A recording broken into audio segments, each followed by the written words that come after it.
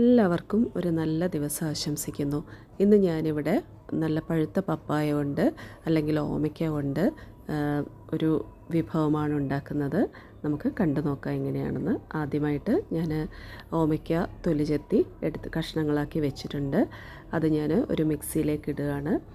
അതിൻ്റെ കൂടെ 3 ഏലക്കയും കൂടി ഇട്ട് നന്നായിട്ട് അരച്ചെടുത്തതിന് ശേഷം ഒരു പാനിലേക്ക് ഗ്യാസ് ഓൺ ചെയ്ത് ഒരു പാൻ വെച്ച് അതിലേക്ക് ഇട്ടു. അതിനുശേഷം കുറച്ച് ഒരു സ്പൂൺ നെയ്യ് ഒഴിച്ച് നന്നായിട്ട് ഇളക്കുക. ഓമയ്ക്കയിലെ വെള്ളമെല്ലാം വറ്റണം. കുറച്ച് വറ്റി കഴിയുമ്പോൾ ഞാൻ ഒരു 1.5 ഗ്ലാസ് പാലൊഴിക്കുകയാണ്. ഞാൻ 1.5 ഗ്ലാസ് പാലൊഴിച്ചിട്ടുണ്ട്. ഇനി നന്നായിട്ട് വരണ്ട് വരണം. ഇങ്ങനെ തുടർച്ചയായിട്ട് ഇളക്കിക്കൊണ്ടേയിരിക്കണം, അല്ലെങ്കിൽ അടിയിൽ പിടിക്കും. ഇപ്പോൾ ഇവിടെ നന്നായിട്ട് തിളച്ചു, വെള്ളമൊക്കെ വറ്റിയിട്ടുണ്ട്. ആ സമയം ഞാനൊരു വറുത്ത് വെച്ചിരിക്കുന്ന റവ, വറുത്തതോ വറുക്കാത്തതോ എടുക്കാം. ഇത് ഞാൻ വറുത്ത് വെച്ചതാണ്. അതിട്ട് ഇളക്കുകയാണ്, നന്നായിട്ട് ഇളക്കുക.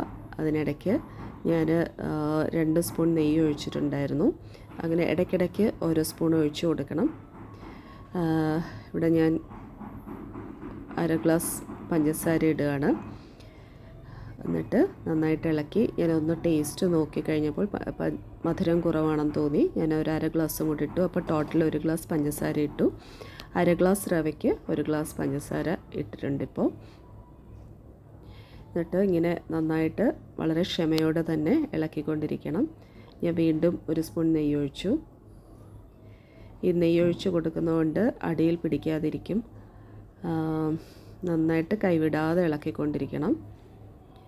ഇപ്പോൾ ഞാൻ ഉണക്കമുന്തിരിങ്ങ നന്നായിട്ട് കഴുകി ചൂടുവെള്ളത്തിലിട്ട് കഴുകി എടുത്തതാണ്. അതും ഇതിൻ്റെ മേളിലിടുകയാണ്.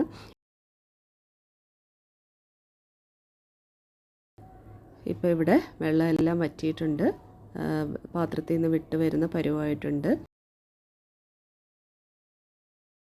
കയ്യിൽ എടുത്ത് നോക്കുമ്പം ഒട്ടുമൊന്നുമില്ല. ഇനി നമുക്ക് ഇതേപോലെ തന്നെ കഴിക്കാം. അതല്ലാന്നുണ്ടെങ്കിൽ ഉരുട്ടി ഒരു ലഡുവിൻ്റെ രൂപത്തിലാക്കി കഴിക്കാം.